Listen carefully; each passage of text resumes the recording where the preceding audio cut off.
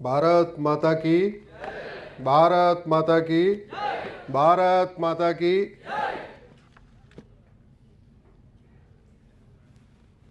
Supreme court में 3-4 घंटे लगातार बोलने की आदत है। आज तक कभी 1 घंटे से कम मैंने बोला नहीं है, और यहां मुझे 20 मिनट बोलने के लिए बोला हुआ है।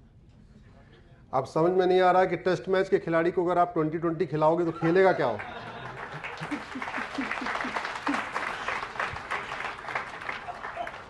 तो मैं बहुत सारी पीआईएल करता रहता हूं। तो 2014 के पहले मेरी पीआईएल पे फैसला आता था कोर्ट का, लेकिन 2014 के बाद से मेरी पीआईएल इन्फ्रक्चुअस होने लग गई हैं।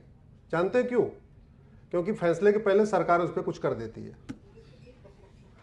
तो एक मेरी पीआईएल अभी इन्फ्रक्चुअस हो गई, जिसमें मैंने मांग किया था कि संविधान के चित्रों को वापस लाया जाए।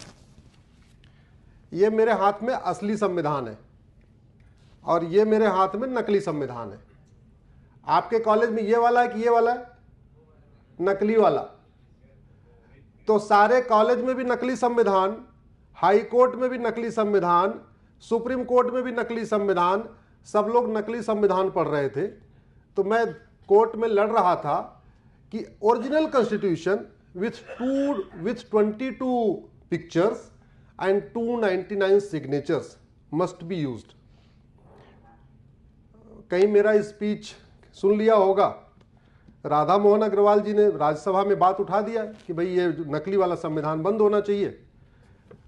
आदरणीय वाइस प्रेसिडेंट जगदीप धनखड़ जी ने बोला बिल्कुल सही कह रहे हैं, बंद होना चाहिए, असली वाला चलना चाहिए। भाई भगवत गीता तो असली वाली पढ़ाई जाएगी ना, भले ही उसको कोई पब्लिशर छापे, लेकिन भगवत गीता का श्लोक बदल सकते हैं क्या? रामायण का श्लोक रामायण की चौपाई बदल सकते हैं क्या? बाइबल कोई भी पब्लिश करे, आप उसके वर्सेस को बदल सकते हैं क्या? नहीं। तो फिर कॉन्स्टिट्यूशन को आप कैसे बदल सकते हैं? मेन हमारा यह कहना था। और मुझे खुशी है कि राधा मोहन अग्रवाल जी ने राज्यसभा में उठाया, वाइस प्रेसिडेंट जगदीप धनखड़ जी ने तुरंत सरकार को बोला कुछ करो, और सरकार ने बोला है कि अब हम अप्रैल के बाद जो भी पब्लिश होंगे वो ओरिजिनल पिक्चर्स के साथ पब्लिश होंगे। इसका फायदा क्या होगा? बहुत सारे लोग सोच रहे होंगे अच्छा पिक्चर आ जाएगी तो क्या हो जाएगा? पिक्चर आ जाएगी तो संविधान का मिस इंटरप्रिटेशन बंद हो जाएगा, क्योंकि जो 22 पिक्चर्स है उनका उस चैप्टर से कनेक्शन है। जैसे पार्ट 9 है कॉन्स्टिट्यूशन का, पार्ट 9 पे पिक्चर बनी हुई है राजा विक्रमादित्य की, और पार्ट 9 किसका है? पंचायत का। तो मैसेज क्या है कि जो पार्षद हैं और प्रधान वो राजा विक्रमादित्य जी की तरीके प्रतिदिन सार्वजनिक रूप से सबकी समस्या सुनेंगे। पार्ट 15 है इलेक्शन से रिलेटेड। तो इलेक्शन के पहले किसका इसमें चित्र है? छत्रपति शिवाजी महाराज और गुरु गोविंद सिंह का। तो मैसेज ये था कि सारी पॉलिटिकल पार्टियां छत्रपति शिवाजी महाराज और गुरु गोविंद सिंह जी के आदर्शों पे चलेंगी, और हम लोग वोट देने वाले ये देखेंगे कि कौन सी पॉलिटिकल पार्टी छत्रपति शिवाजी महाराज गुरु गोविंद सिंह जी के आदर्शों पे सबसे क्लोज काम कर रही है, उसको वोट करेंगे। पार्ट 2 है सिटीजन। तो सिटीजन पे क्या बना हुआ है? गुरुकुल बना हुआ है। मैसेज क्या था कि भारत का एजुकेशन सिस्टम हमारे वैदिक एजुकेशन सिस्टम पे होगा, जो वेस्टर्न का एजुकेशन सिस्टम है या फॉरेन एजुकेशन सिस्टम ये नहीं होगा। हमारा जो अपना ट्रेडिशनल एजुकेशन सिस्टम होगा वो बच्चों को पढ़ाया जाएगा। इसमें फ्रंट कवर पे अजंता की फोटो, अशोक चिन्ह, अशोक स्तंभ, 4 शेर, हाथी, घोड़ा, नंदी जी। पार्ट 1 पे सिंधु घाटी की सभ्यता, जेबू बैल। पार्ट 2 पे वैदिक काल के गुरुकुल बने हुए हैं। पार्ट 3 पे पुष्पक विमान से राम लक्ष्मण सीता जी वापस आ रहे। पार्ट 4 डायरेक्टिव प्रिंसिपल है। तो डायरेक्टिव प्रिंसिपल कॉन्स्टिट्यूशन क्या क्या करता है? वो सरकारों को डायरेक्शन देता है कि आपको क्या क्या करना है। Directive principle is nevertheless to fundamental right. Article 37 आप पढ़िएगा कि जितना इंपॉर्टेंट फंडामेंटल राइट है उतना इंपॉर्टेंट क्या है? डायरेक्टिव प्रिंसिपल है। तो फंडामेंटल राइट पे राम लक्ष्मण सीता की फोटो, मैसेज क्या था कि भारत की सरकारों की ड्यूटी है भारत में राम राज्य स्थापित करें। और पार्ट 4 पे भगवान कृष्ण अर्जुन को उपदेश दे रहे हैं। किसका उपदेश दे रहे थे? धर्म का उपदेश दे रहे थे, पंथ का नहीं। There is a huge difference between dharma and religion. My PIL is pending in the court. What is dharma? What is religion? In fact, dharma unites and religion divides, the basic difference is this. तो वो matter चल रहा है, वो अलग बात है। तो पार्ट 4 पे भगवान कृष्ण अर्जुन को उपदेश दे रहे हैं। इसका मतलब यह था कि पॉलिटिकल पार्टियां निष्पक्ष होकर काम करेंगी, जातिवाद, भाषावाद, क्षेत्रवाद, पंथवाद ये सब नहीं करेंगी और धर्म के अनुसार काम करेंगी। पार्ट 5 पे गौतम बुद्ध जी लोगों को ज्ञान दे रहे हैं। पार्ट 6 पे भगवान महावीर की फोटो, पार्ट 7 पे अशोक, सम्राट अशोक की फोटो, पार्ट 8 पे हनुमान जी की फोटो, पार्ट 9 पे सिंहासन बत्तीसी पे राजा विक्रमादित्य, पार्ट 10 पे नालंदा विश्वविद्यालय, पार्ट 11 पे राजा भरत, पार्ट 12 पे भगवान नटराज, पार्ट 13 पे राजा भगीरथ, महाबलीपुरम का मंदिर शेषनाग, पार्ट 15 पे छत्रपति शिवाजी महाराज, गुरु गोविंद सिंह, पार्ट 16 पे रानी लक्ष्मीबाई, पार्ट 17 पे महात्मा गांधी, पार्ट 18 पे नोआखाली का दंगा जो हुआ था उसकी फोटो, पार्ट 19 पे सुभाष चंद्र बोस, पार्ट 20 पे हिमालय पर्वत, पार्ट 21 पे थार का राजस्थान का रेगिस्तान, पार्ट 20 पे समुद्र की लहरें, एटसेट्रा एटसेट्रा। ये जिस दिन से लागू हो जाएगा हम वास्तव में कॉन्स्टिट्यूशन की सही इंटरप्रिटेशन करना शुरू कर देंगे। चूंकि आज का विषय जस्टिस है, तो अब हम बात करते हैं जस्टिस के ऊपर। संविधान के प्रियम्बल में पहला वर्ड क्या यूज किया? Social, economic, political justice. सवाल यह है कि पहले भारत में जस्टिस सिस्टम कैसा था? चाहे आप छत्रपति शिवाजी महाराज का जस्टिस सिस्टम देखिए, रानी अहिल्याबाई होलकर का जस्टिस सिस्टम देखिए, और पहले जाइए चाणक्य जस्टिस सिस्टम देखिए। हमारे देश में जस्टिस के 4 कैटेगरीज थी। First one was justice within hour, कितने देर में मुकदमे का फैसला? जोर से बोलिए जरा। 1 घंटे में। The second category was justice with in day, कितनी देर में फैसला? 1 दिन में।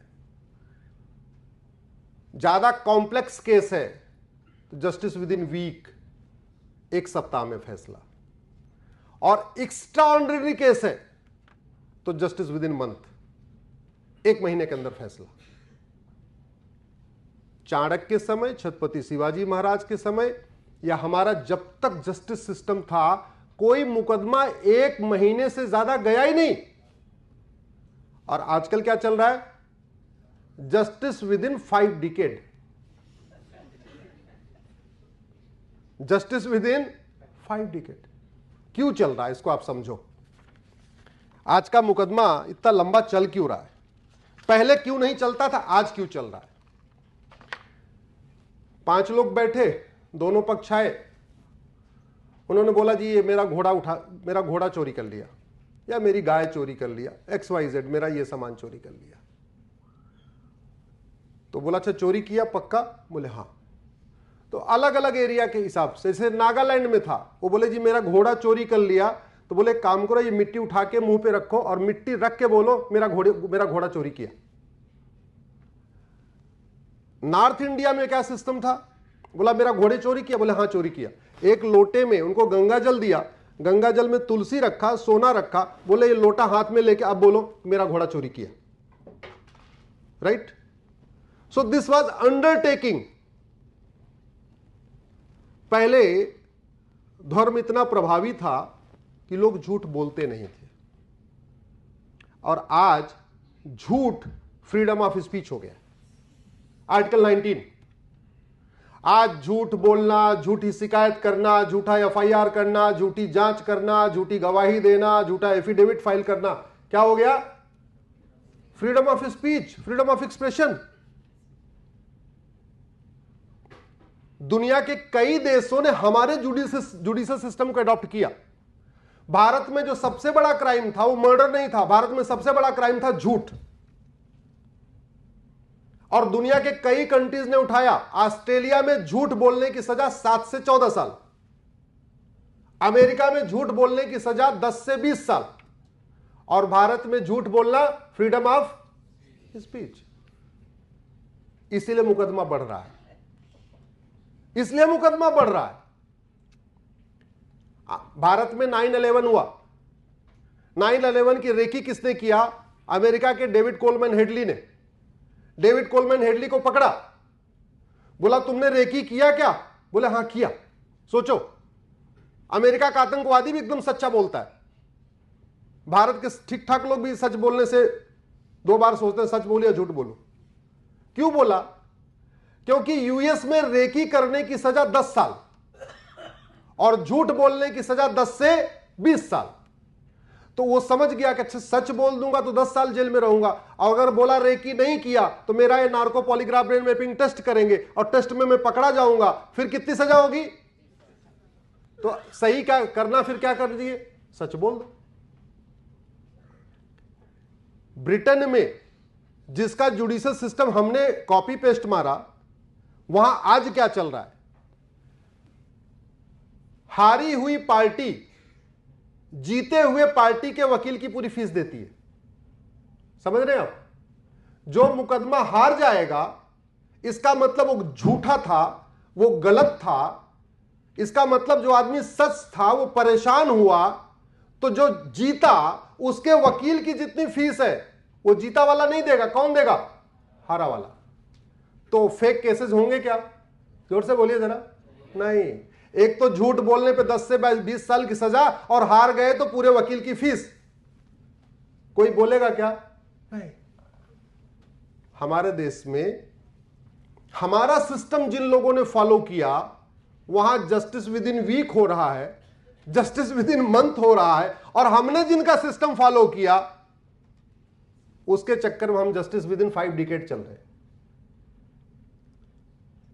और भारत की 50% समस्याओं का root cause ineffective, outdated existing police system, administrative system और जुडिशियल सिस्टम है।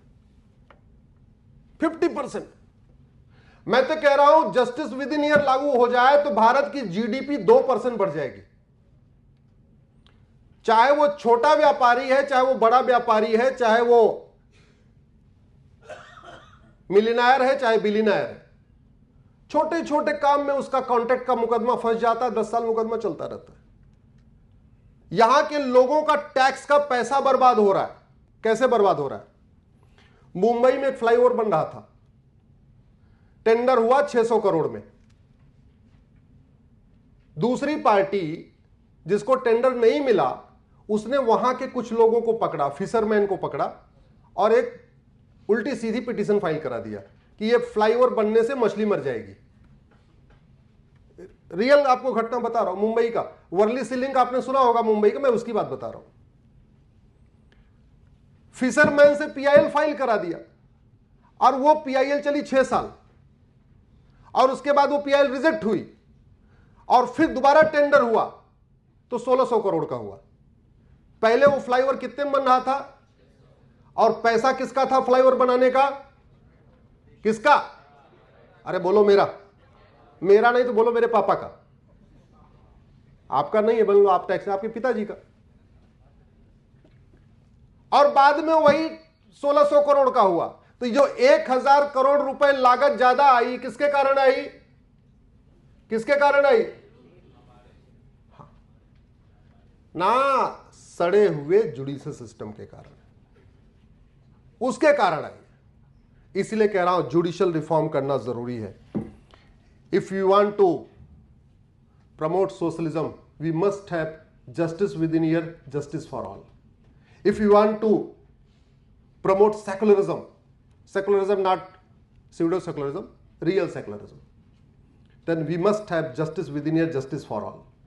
If you want a vibrant democracy, we must have justice within here, justice for all. If you want social justice, economic justice, political justice, we must have justice within here, justice for all.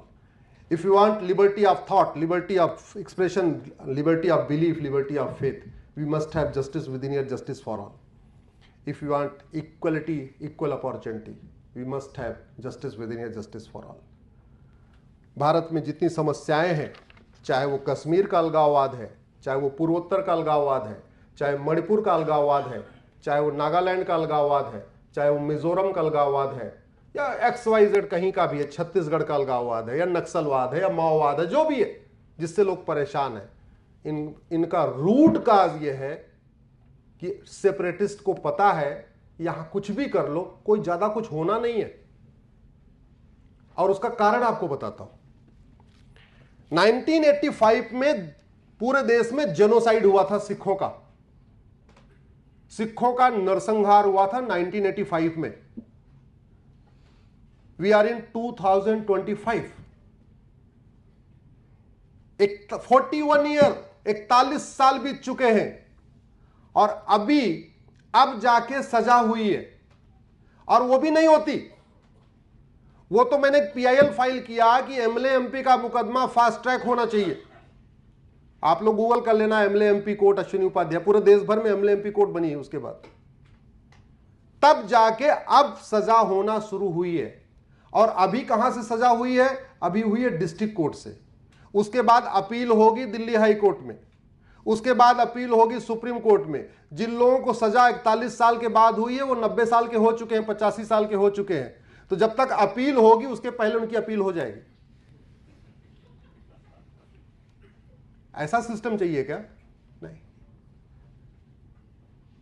अगर 84 में जिन लोगों ने genocide किया था उनको 1 साल के अंदर फांसी दे दिया होता, उनकी सिटीजनशिप खत्म कर दिया होता, उनकी 100% प्रॉपर्टी जब्त कर लिया होता, तो हो सकता है 1990 में जेनोसाइड नहीं होता। 1990 में कश्मीर में हुआ ना जेनोसाइड, और जिन्होंने जेनोसाइड किया उनको कुछ हुआ क्या? अभी उनका भी ट्रायल चल रहा है। 99 के जिन लोगों ने जेनोसाइड किया था, जिन लोगों ने वहां को भगाया, सबको वहां से पलायन करने के लिए मजबूर किया, उसमें किसी को फांसी सुना क्या आपने? नहीं। उनका भी ट्रायल हो रहा है, अभी ट्रायल ही चल रहा है। उत्तर प्रदेश में एक जिला है जौनपुर, वहां 85 में एक मुकदमा शुरू हुआ 10 बीघे जमीन का जौनपुर में। उनके बच्चे नहीं थे, उन्होंने एक व्यक्ति को 10 बीघे जमीन दे दिया, दूसरे वाले ने फर्जी उनकी वसीयत करा लिया। तो असली में वास्तव में 31 मार्च को मरे थे। जिसने फर्जी वसीयत कराया उसने 1 अप्रैल को वसीयत कराया और 2 अप्रैल को उनको मरा हुआ दिखा दिया। 40 साल बीत चुके हैं, अभी तक यह डिसाइड नहीं हुआ कि रघुवीर मिश्रा उनका नाम था, कि रघुवीर मिश्रा 31 मार्च को मरे कि 2 अप्रैल को मरे। यह पता करने के लिए कोई रॉकेट साइंस है क्या? नहीं। पूरी दुनिया में नार्को टेस्ट हो रहा है, पूरी दुनिया में लाई डिटेक्टर टेस्ट हो रहा है, पूरी दुनिया में पॉलीग्राफ टेस्ट हो रहा है, पूरी दुनिया में ब्रेन मैपिंग टेस्ट सिस्टम शुरू हो चुका। पहले हमारे पास कबूतर होते थे संदेश देने के लिए, फिर लैंडलाइन आया, आज की डेट में सबके पास स्मार्टफोन हो गए, टेक्नोलॉजी आ गई ना, तो टेक्नोलॉजी पता करके ये भी पता कर सकते हैं कि रघुवीर मिश्रा 31 मार्च को मरे कि 2 अप्रैल को मरे। जो कह रहा है 31 मार्च उसका नार्को पॉलीग्राफ ब्रेन मैपिंग कर लो, जो कह रहा है 2 अप्रैल को मरे उसका टेस्ट कर लो। और वो क्यों कह रहे? क्योंकि उनको पता है झूठ बोलना गंभीर अपराध नहीं। और फर्जी सर्टिफिकेट क्यों बनवा लिया? क्योंकि फर्जी वसीयत बनवाना भी सीरियस क्राइम नहीं है, फर्जी विल डीड बनवाना भी सीरियस क्राइम नहीं है। फर्जी आधार बनवाना, फर्जी राशन कार्ड बनवाना, फर्जी ड्राइविंग लाइसेंस बनवाना, फर्जी वोटर आईडी बनवाना, फर्जी बर्थ सर्टिफिकेट बनवाना, कुछ भी फर्जी बनवाना सीरियस क्राइम नहीं है। इसलिए कई बार अब विश्वास नहीं हो तो 10,000 रुपए लेके जाओ और जिसके नाम का चाहिए, प्रधानमंत्री, उपराष्ट्रपति, राष्ट्रपति, जिसके नाम का चाहिए उसके नाम का Aadhaar, ration card, driving licence, birth certificate 10,000 में लेके आ जाओ। यह कड़वी सच्चाई। क्यों चल रहा है? क्योंकि फर्जी डॉक्यूमेंट बनाना और बनवाना दोनों गंभीर अपराध नहीं। भारत में 5 करोड़ केसेस पेंडिंग है इस समय। हर केस में दो पक्ष होते हैं। एक पक्ष चाहता है हमको जल्दी से जस्टिस मिल जाए और दूसरा चाहता है मुकदमा देरी तक चले। जिसके बेटे का मर्डर हुआ वो क्या चाहेगा? मुकदमा जल्दी, बोलो क्या वो चाहेगा? वो जल्दी खत्म हो जाए। जिसने मर्डर किया वो क्या चाहेगा? मुकदमा। और हो क्या रहा है? देर तक चल रहा है। तो जस्टिस सिस्टम पीड़ित के साथ है या उस मर्डरर के साथ है? जिसका रेप हुआ वो चाहेगा मुकदमा जल्दी से खत्म हो, जल्दी से सजा हो। जिसने रेप किया वो चाहेगा मुकदमा लंबा चले, और मुकदमा लंबा चल रहा है, तो जस्टिस सिस्टम रेप किसके साथ है? रेपिस्ट के साथ है। जो भ्रष्टाचारी है वो चाहेगा मुकदमा लंबा चले, जो ईमानदार है चाहे जल्दी मुकदमा खत्म हो जाए, जो चीटिंग फ्रॉड फोर्जरी करने वाले चाहेंगे मुकदमा लंबा चले, और मुकदमा लंबा चल रहा है, तो सिस्टम किसके साथ है? इसको बदलना है। क्या करना है? हमें अपने एंशिएंट सिस्टम को लाना है। 5 करोड़ मुकदमे से 5 करोड़ परिवार जस्टिस का वेट कर रहे हैं। एक परिवार में 6 आदमी मान के चलो, माता पिता, पति पत्नी और 2 बच्चे, छोटा परिवार है, मैं एवरेज 2 बच्चे मान के चल रहा हूं, 5-7 छोड़ देते हैं, तो 5 करोड़ मुकदमों से 5 करोड़ परिवार, यानी एक परिवार में 6 आदमी, तो 30 करोड़ लोग मुकदमों के कारण टेंशन में है। भाई जब तारीख पे तारीख पड़ती है तो बेटा तारीख जाता है हर बार महीने कोर्ट, तो माता पिता भी टेंशन में होते हैं, पत्नी भी टेंशन में होती है, 2 बच्चों को भी टेंशन होती है, तो अल्टीमेटली 30 करोड़ लोग टेंशन में है।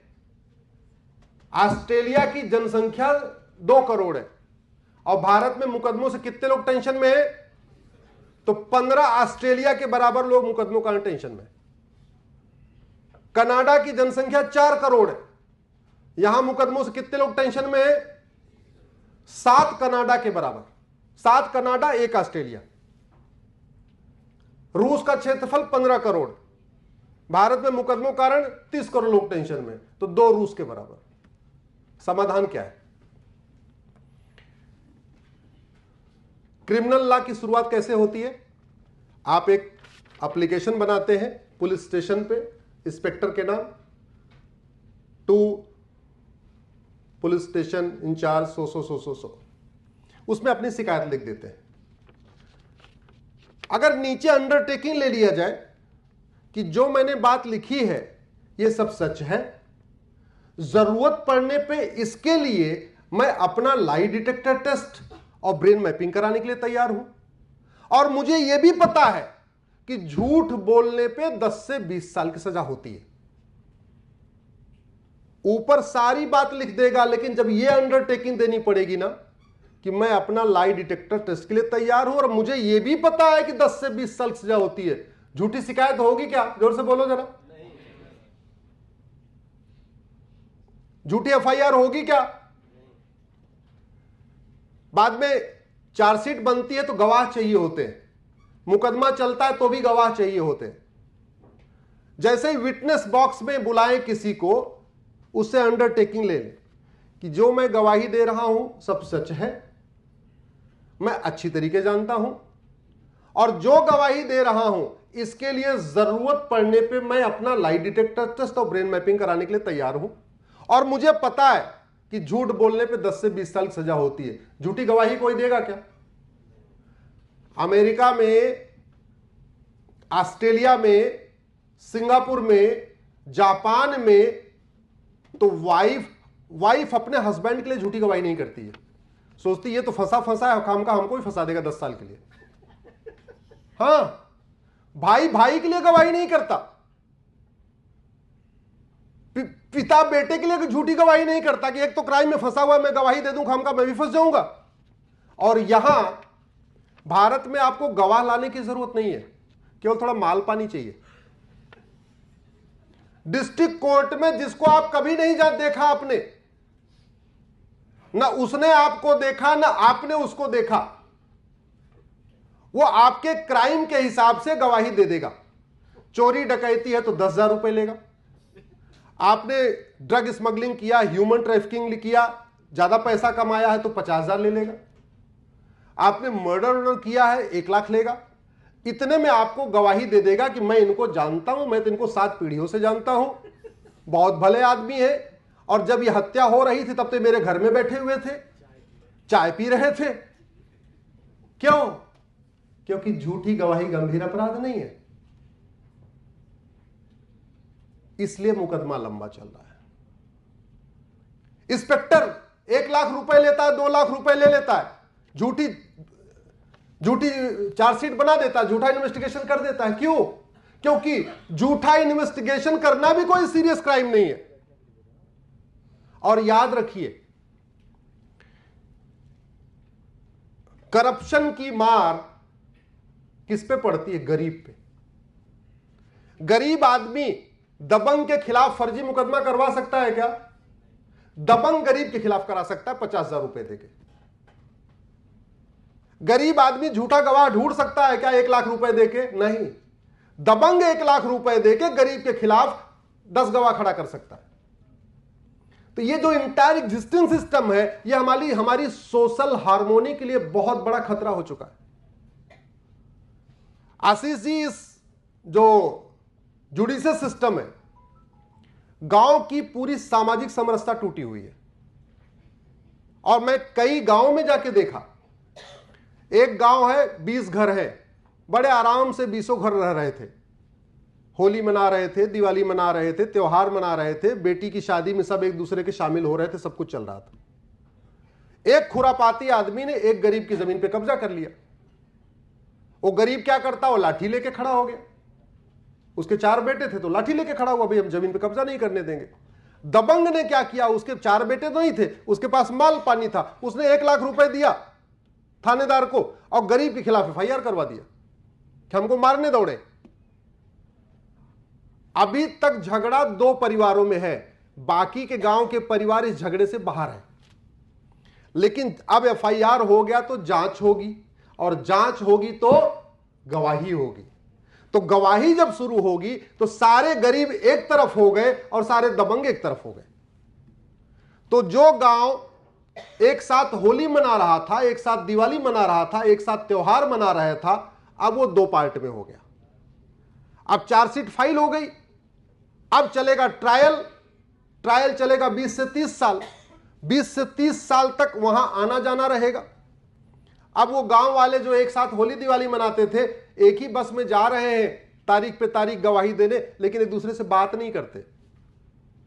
और कई बार तो ऐसा हुआ कि पता चला गवाही देने जा रहे थे, रास्ते में फिर झगड़ा हो गया, तो जो पहले 10 साल में ठंडा हुआ था फिर ताजा हो गया।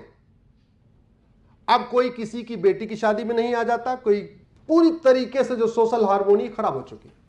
एग्जिस्टिंग सिस्टम के कारण केवल करप्शन नहीं बढ़ रहा, क्राइम नहीं बढ़ रहा, ह्यूमन ट्रैफिकिंग नहीं बढ़ रही है, ड्रग स्मगलिंग नहीं बढ़ रही है, नक्सलवाद नहीं बढ़ रहा है, माओवाद नहीं बढ़ रहा है, बल्कि सोशल हार्मोनी भी पूरी तरीके से डिस्टर्ब हो रही है। समाधान? Justice within year, justice for all. कैसे होगा? आप झूठी शिकायत, झूठी जांच, झूठी गवाही, झूठा एफिडेविट, इसको सीरियस क्राइम डिक्लेयर कर दीजिए। आपको यह करना पड़ेगा, कानून में बदलाव करना पड़ेगा, और कोई तरीका नहीं। और झूठी वसीयत, झूठी विरासत, झूठा आधार, झूठा राशन कार्ड, झूठा ड्राइविंग लाइसेंस, झूठा बर्थ सर्टिफिकेट, झूठा एज सर्टिफिकेट, झूठा इनकम सर्टिफिकेट, जो भी डॉक्यूमेंट है, इसको बनाना और बनवाना, इसको सीरियस क्राइम डिक्लेयर कर दीजिए। अल्टीमेटली मुकदमा लंबा तभी चलता है, जो दबंग है उसको लंबा खींचता है। और लंबा कैसे खींचता है? फर्जी डॉक्यूमेंट के जरिए, फर्जी गवाहों के जरिए। और ये फर्जी डॉक्यूमेंट बनाना और फर्जी डॉक्यूमेंट बनवाना गंभीर अपराध हो जाए, फर्जी गवाही देना गंभीर अपराध हो जाए, तो वही आपको बताया डेविड कोलमैन हेडली वाला आतंकवादी था, रेकी किया था 9/11 की, लेकिन जैसे ही पकड़ा गया एकदम शुद्ध अंतःकरण से बोला हां हां हमने रेकी किया है। यही इसका समाधान है। अगर इसको हम करेंगे तो घूसखोरी भी खत्म होगी, जमाखोरी भी खत्म होगी, मिलावटखोरी भी खत्म होगी, कालाबाजारी भी खत्म होगी, मानव तस्करी भी खत्म होगी, नशा तस्करी भी खत्म होगी। आखिर भारत में ऐसा कोई कॉलेज है नहीं, ऐसा कोई कॉलेज है जहां ड्रग नहीं बिक रही है? ईमानदारी से बताना, ऐसा कोई कॉलेज है भारत में जहां पे गांजा नहीं पहुंच रहा है, अफीम नहीं पहुंच रही है, चरस नहीं पहुंच रही है? आप लोग गूगल करना, सिंगापुर, गांजा 900 ग्राम और फांसी, ये 4 शब्द डालना गूगल पे। एक व्यक्ति मात्र 900 ग्राम गांजा लेके सिंगापुर में कॉलेज के पास पहुंचा था लड़कों को गजड़ी बनाने के लिए, उठा के फांसी दे दिया। अब सिंगापुर में कोई गांजा लेके पहुंचेगा क्या? जोर से बोलो जरा। नहीं। भगवान राम ने कहा था भय बिन होय न प्रीत। हम भगवान राम की पूजा तो करते हैं, लेकिन अभी तक हमने राम नीति को इंप्लीमेंट नहीं किया। भगवान कृष्ण कहते हैं सठे साठ्यम समाचरित। हम हरे राम हरे कृष्णा करते तो हैं, लेकिन कृष्ण नीति सठे साठ्यम समाचरित उसको हमने इंप्लीमेंट नहीं किया। देश में शांति तभी आती है, समृद्धि तभी आती है, खुशहाली तभी आती है जब शिक्षा में संस्कार हो और कानून का खौफ हो। कोई घर तभी अच्छा चलता है, मां बच्चे को प्यार देती है और पिता का ऊपर से खौफ रहता है, बच्चे एकदम फिट होकर रहते हैं। सही है कि नहीं? ऐसे ही चलता है, एक का प्यार एक का खौफ। अच्छा बर्तन तब बनता है जब कुम्हार एक हाथ से ऊपर उठाता है और ऊपर वाले हाथ से दबाता है। ये अंदर वाला शिक्षा में संस्कार है और ऊपर वाला कानून का खौफ है। बर्तन तभी अच्छा बनता है जब एक कुम्हार का एक हाथ नीचे एक हाथ ऊपर। जब तक शिक्षा में संस्कार नहीं होगा, कानून का खौफ नहीं होगा, तब तक विकसित भारत बना पाना मुश्किल ही नहीं, नामुमकिन है। भारत की कोई भी समस्या वर्ल्ड वाइड नहीं है। भारत की कोई भी समस्या लाइलाज नहीं है। भारत में जितनी समस्याएं हैं, इसमें कोई भी समस्या, जो समस्या में लगता है लाइलाज है, अगर आप मुझे पूछोगे अलग से तो मैं बताऊंगा कि किस देश ने इसका बहुत बढ़िया इलाज किया। उदाहरण के लिए आप गूगल करना, चाइना में अभी वहां के लॉ मिनिस्टर को फांसी हुई है। कुछ देशों में करप्शन पे फांसी है, कुछ देशों में ड्रग स्मगलिंग पे फांसी है, कुछ देशों में झूठ बोलने पे 20-20 साल की सजा है। अलग अलग है। जो उन्होंने देखा उनके यहां जो समस्या जा रही थी उसके हिसाब की इलाज किया। यही हमारे यहां भी करना पड़ेगा। तो सबसे पहले तो यह करना पड़ेगा, हमें one nation one penal code लागू करना पड़ेगा। जो हमने 50 तरीके के कानूनों का मकड़ जाल बना रखा है, घूसखोरी का अलग कानून, जमाखोरी का अलग कानून, मिलावटखोरी का अलग कानून, कालाबाजारी का अलग कानून, नशा तस्करी का अलग कानून, मानव तस्करी का अलग कानून, ह्यूमन ट्रैफिकिंग का अलग कानून, दुनिया भर का, इसको मर्ज करके यूएस की तरीके, यूएस में एक फेडरल पिनल कोड चलता है, उसकी तरीके एक one nation one penal code बनाना पड़ेगा। और ये 1908, ये जो 1908 का सिविल प्रोसीजर कोड है, इसको हमें मॉडर्न बनाना पड़ेगा। प्रॉपर्टी को आधार से लिंक करना पड़ेगा, झूठ को गंभीर अपराध घोषित करना पड़ेगा, झूठ पकड़ने के लिए हर जिले में नार्को पॉलीग्राफ ब्रेन मैपिंग के लिए लैब बनाना पड़ेगा, और पुलिस चार्टर लागू करना पड़ेगा, जुडिशियल चार्टर लागू करना पड़ेगा। तब जस्टिस विद इन ईयर होगा, और तब जस्टिस विद इन ईयर होगा तब विकसित भारत बनेगा। सब नर करहि परस्पर प्रीति, चलहि स्वधर्म निरसृत नीति। समस्याओं का समाधान हो जाएगा, बस करना ही पड़ेगा, नियम कानून बदलना पड़ेगा। ऐसी कोई बीमारी नहीं जिसकी कोई दवाई नहीं। एक काम करो, बहुत देर से सुन रहे हो, खड़े हो जाओ थोड़ी देर।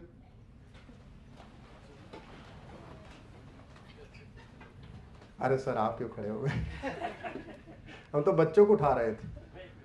पीछे पीछे बोलो, हमें चाहिए आजादी। जेएनयू का नारा सुना कि नहीं सुना? हमें चाहिए आजादी, वही वाला नारा, वो हमारा नारा था, जेएनयू वालों ने ले लिया, उसको हम रिक्लेम करने की कोशिश कर रहे हैं। गुलामी के नाम से, अरे हमें मत रिपीट करो, बोलो हमें चाहिए आजादी। गुलामी के नाम से, गुलामी के निशान से, गुलामी की शिक्षा से, गुलामी की कुरीतियों से, गुलामी की कुप्रथाओं से, गुलामी की पुलिस व्यवस्था से, गुलामी की न्यायिक व्यवस्था से, गुलामी की टैक्स व्यवस्था से, भ्रष्टाचार और अपराध से। भारत माता की, भारत माता की, भारत माता की। मैंने पहले कहा था मैं टेस्ट मैच का खिलाड़ी हूं, वनडे में बड़ा मुश्किल हो पाता है।